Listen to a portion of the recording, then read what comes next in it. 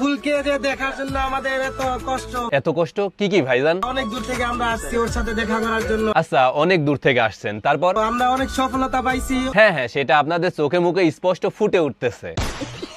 কাছে পেয়ে গেছি, এখন শুধু ভিউজ আর ভিউজ। আমরা বলছিলাম একটা ভিডিওর মধ্যে যে ওরে আমরা যতটুকু পারি যে আমাদের পেজের পক্ষ থেকে ওকে আমরা হেল্প করব। বাহ, সুন্দর কথা, তা করেন হেল্প। এখন এই ভিডিওর মধ্যে আপনাদেরকে দেখাইতেছি ভাই, এখানে লুকানোর কিছু নাই। সেটাই তো, লুকানোর কিছু নাই। ওকে আমরা হেল্প করতেছি। আর ফুল হই পয়সাই পয়সা হোগা। সফল, আমাদের পেজের পক্ষ থেকে তোমাকে 500 টাকা দিলাম। শাবাশ শাবাশ। তুমি কি খুশি? হ্যাঁ খুশি, অনেক খুশি। বলো আমাদের পেজে সবাই ফলো করে দিতে বলো। মানে নিজের পেজের মার্কেটিং, নিজের পাবলিসিটি, এত আর ইনভেস্টমেন্ট। বলো যে আমার ভাইয়ার পেজের মধ্যে আপনারা সবাই ফলো করবেন। সেটা না বলি, ভিডিওটা দেখে আপনাদের মতামত কি সেটা অবশ্যই কমেন্টে জানাবেন। সবাই লাইক কমেন্ট শেয়ার করবেন। সত্যি বলতে এই ভিডিওটা আমি ফার্স্টে রাখছি শুধুমাত্র আপনাদের মতামত জানার জন্য। এখন কথা বলা যাক গত 3-4 দিন ধরে ভাইরাল হওয়া এই ছোট্ট মেয়েটাকে নিয়ে। এতটাই ভাইরাল হয়েছে যে নিউজ ফিডে ঢুকলেই এখন এই মেয়েটা। বাট এই ভিডিওটা বানানোর আগ পর্যন্ত আমি একটা সিঙ্গেল পোস্টও করি নাই, কারণ আমার কাছে পার্সোনালি মনে হয়েছে কোনো কিছুই অতিরিক্ত ভালো না, এক্ষেত্রে হিতে বিপরীত হওয়ার সম্ভাবনা থাকে। আর বিশ্বাস করেন অলরেডি সেটা শুরু হয়ে গেছে। এই যে মিষ্টি মেয়েটা সিলেট জিন্দা বাজারের আশেপাশে ফুল বিক্রি করতো, একটা ছেলে সেটা ভিডিও করে ফেসবুকে আপলোড করলে রাতারাতি ভাইরাল হয়ে যায়, শুধুমাত্র মেয়েটার নিষ্পাপ চাহনি আর মিষ্টি হাসির জন্য। যার কারণে দেখলাম এখন অনেকেই পোস্ট করতেছে একটা ফুল বিক্রি করতেছে, যদিও তার নাম হলো হ্যাঁ ফাইজা। কি সুন্দর মিষ্টি চেহারা, কি সুন্দর মিষ্টি হাসি, তাই না? কিন্তু দিন দিন এটা কান্নায় পরিণত হচ্ছে, কারণ আমাদের অতিরিক্ত বাড়াবাড়ি। সে ফুল বিক্রি করতো, একটা ছেলে সেটা ভিডিও করে আপলোড করছে, সে ভাইরাল হয়েছে। সিলেট স্ট্রাইকার্স এর মালিক ফাইমাল চৌধুরী তার দায়িত্ব নিছে, এই অবধি সবকিছু ঠিকঠাকই ছিল। মেয়েটার ভাগ্য পরিবর্তন হচ্ছে, সবাই এটাকে অ্যাপ্রিসিয়েট করতেছে, বাড়ি দিবে, লেখাপড়ার সুযোগ দিবে, তুমি খুশি নি? কিন্তু তারপর থেকে যা শুরু হয়েছে, যে যেভাবে যেখান থেকে পারছে তার কাছে চলে যাচ্ছে, 500 টাকা দিয়ে নিজের পেজের জন্য 5টা করে ভিডিও বানিয়ে আনতেছে।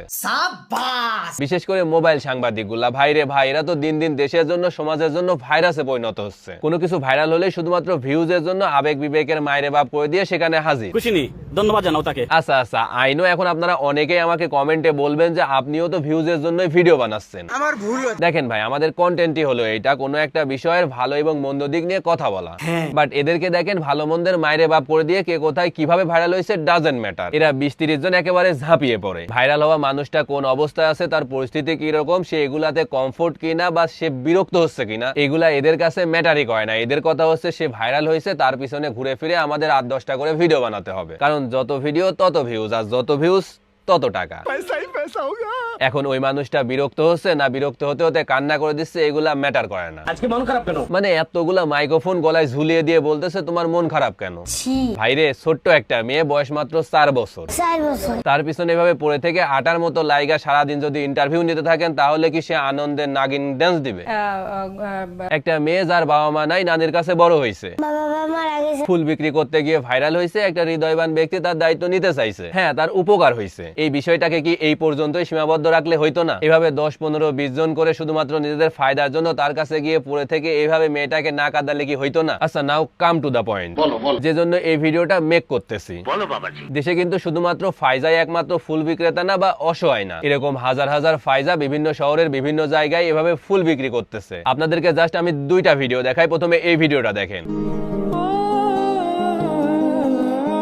একটা ছেলে যার এক পা নেই, তারপরও সে মানুষের কাছে হাত না পেতে এক পা দিয়ে দৌড়ে দৌড়ে ফল বিক্রি করতেছে। এবার এই ভিডিওটা দেখেন। জীবনের হিসাব মেলে না। একজন মা ঠিক কতটা অসহায় হলে তার ছোট্ট শিশুটাকে নিয়ে এভাবে রাস্তায় বসে যেতে পারে। কি খারাপ লাগতেছে? হ্যাঁ, এটাই বলতেছিলাম যে শুধুমাত্র ফায়জাই একমাত্র শিশু না যে ফুল বিক্রি করে বা অসহায়। এরকম হাজার হাজার পথ শিশু, অসহায় মানুষ বাংলাদেশে আছে। আমাদের উচিত হবে শুধুমাত্র যে ভাইরাল হয়েছে তাকে নিয়ে বাড়াবাড়ি না করে দেশের বিভিন্ন শহরে বিভিন্ন জায়গায় ঘুরে বেড়ানো, এরকম ফায়জাদের দিকে ফোকাস করা, তাদেরকে নিয়েও কথা বলা। বিশেষ করে মোবাইল সাংবাদিক যারা আছেন তাদের কাছে আমার চাওয়া থাকবে। দেখেন, মেইন স্ট্রিম মিডিয়ার যে সাংবাদিকরা আছে তাদের কাছে আমাদের তেমন চাওয়া পাওয়া নাই, কারণ তারা একটা নিউজ চ্যানেলের অধীনে জব করে, দিন শেষে বেতন নেই, তারা যা বলবে তাই করবে। কিন্তু আপনারা তো নিজের অধীনে কাজ করেন, আপনারা চাইলেই পারবেন। এইভাবে যে শুধুমাত্র ভাইরাল হয়েছে তাকে নিয়ে ভিডিও না বানিয়ে বাংলাদেশের আনাচে কানাচে ফায়জাদের মতো যারা ঘুরে বেড়াচ্ছে, অসহায় পথ শিশু আছে, সবাইকে নিয়ে কথা বলা শুরু করেন, তাহলে আজকে ফায়জা ভাইরাল হওয়ার পর ফাইমাল চৌধুরীর মতো হৃদয়বান ব্যক্তি যেমন তার দায়িত্ব নিছে, এমন এমন করে অনেক হৃদয়বান ব্যক্তি এগিয়ে আসবে, অনেক ফায়জার মতো অসহায় মানুষদের ভাগ্য পরিবর্তন হবে। আপনারা মোবাইল সাংবাদিকরা হলেন আমাদের আসল মিডিয়া, আপনারা চাইলেই অ্যাকচুয়াল সত্যটা তুলে ধরতে পারবেন। আপনাদেরকে কেউ কিছু বলার নাই। আপনারা যদি শুধুমাত্র ভাইরালের পিছনে না ছুটে আপনারা নিজের জায়গা থেকে সৎ থাকেন, বিবেকবান হন, তাহলে দেশের বিভিন্ন পরিস্থিতি, অসহায় মানুষদের পরিস্থিতি নিজেদের মতো করে সুন্দরভাবে উপস্থাপন করেন। বিশ্বাস করেন, মেইন মিডিয়া থেকে দেশের জনগণ আপনাদের বেশি পছন্দ করবে, ভালোবাসবে। আপনারাই বলেন আমি কি ঠিক বলছি না ভুল বলছি? আর হ্যাঁ, শেষ মুহূর্তে আমি আবারও আপনাদের কাছে রিকোয়েস্ট করতেছি, আপনারা এই মেয়েটার উপরে এইভাবে আর ঝাঁপিয়ে পড়েন না। জাস্ট অবস্থাটা দেখেন, মেয়েটা ভয়ে কান্না করে দিছে।